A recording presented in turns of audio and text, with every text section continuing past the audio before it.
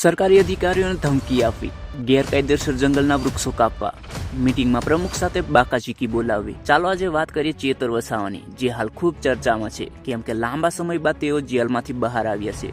હવે કેમ જેલમાં હતા અને શું કર્યું હતું, તેમના પર થયેલા કેસો સાચા છે કે નહીં એ પુરાવા સાથે સમજીએ.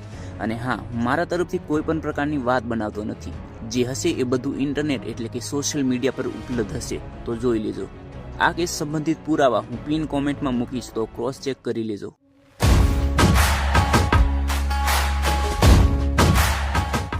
આવી ગયો તેની વાંધો નથી, તમે 10 દિવસ સુધી જાવ એનો વાંધો નથી. ગુનો કેમ નહીં દાખલ કર્યો એ પ્રશ્ન ઉપસ્થિત છે. અરે સરકારી કર્મચારી આવી રીતના ઢોર જેવા અમારે વેઠી લેવાનું છે. સરકારી કર્મચારી આ સપાટા અમારે વેઠવાનું છે. કોણે અધિકાર આપ્યો ભાઈ? એ જંગલ ખાતા ફોરેસ્ટરને કોણે અધિકાર આપ્યો? નમસ્તે મિત્રો, તમે ચેતર વસાવાને તો ઓળખતા જ હશો. વારંવાર તેઓ પબ્લિકના મુદ્દાઓ લઈને ચર્ચામાં રહેતા જ હોય છે. પછી તે ભીલ પ્રદેશની માંગણી હોય કે કોઈ સરકારી અધિકારીઓ દ્વારા કરાયેલી ગેરવર્તણૂક, લોકો માટે કંઈ પણ કરવા તૈયાર એવા આમ આદમી પાર્ટીના નેતા છે, જે 2022ની ગુજરાત વિધાનસભાની ચૂંટણીમાં ડેડિયાપાડા બેઠકના ધારાસભ્ય છે.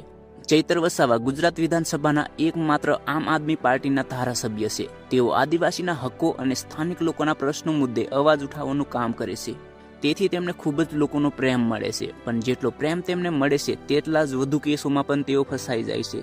2023માં તેમના પર ગેરકાયદેસર જંગલના વૃક્ષો કાપવાનો આક્ષેપ લાગ્યો હતો. તારીખ 30 ઓક્ટોબર 2023ના રોજ ચેતર વસાવાએ જંગલ અધિકારીઓને પોતાના ઘરે બોલાવીને ધમકી આપી અને એક અધિકારી પર હુમલો કરવાની એફઆઈઆર 2 નવેમ્બરે તેમની પર નોંધાઈ.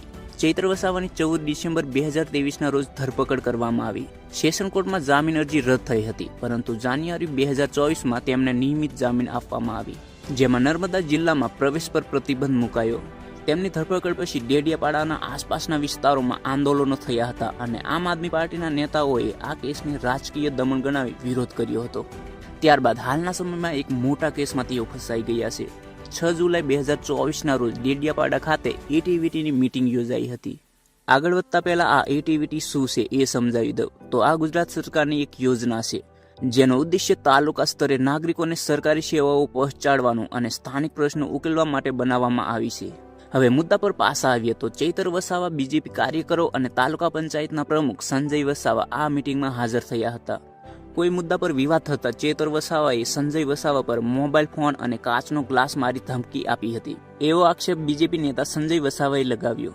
2 નવેમ્બર 2025ના રોજ સંજય વસાવાએ એફઆઈઆર નોંધાવી, જેમાં આ બધું તેમના દ્વારા કરાયું એવું કહેવામાં આવ્યું. હવે ત્યાં શું થયું હતું એ તો માત્ર ચેતર વસાવા અને હાજર રહેલા લોકોને જ ખબર છે. બાકી સીસીટીવી રેકોર્ડિંગ પણ હોવાનું કહેવાય છે. એફઆઈઆરમાં આઈપીસી કલમ 109, 115(2), 351(3), 352, 324(3) હેઠળ કેસ નોંધાયો.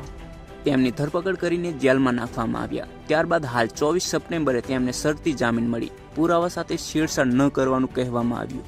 આમ આદમી પાર્ટીએ આ કેસને લઈને ઘણા આંદોલનો કર્યા અને આ કેસ ચેતર વસાવાને ફસાવવા માટે કરવામાં આવ્યો છે એમ પણ કહ્યું.